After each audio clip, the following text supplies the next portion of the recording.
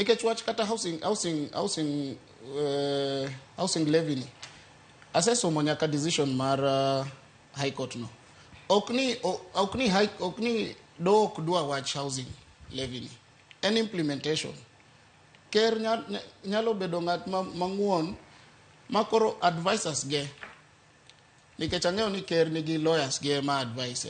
En gimoro matin ma koro ka ker ogine mana gigo mana matin to gini dhi bedo maber. To gimarach ma be wan go en od bura.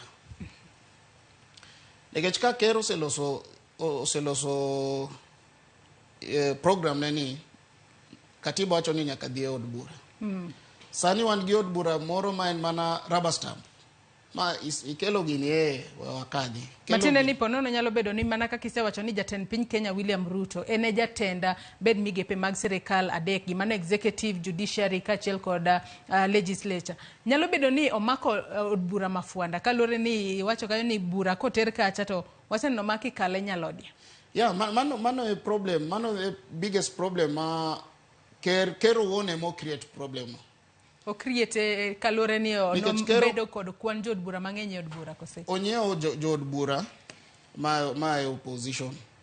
Oketo jod bura ma koro kata wach housing levy ni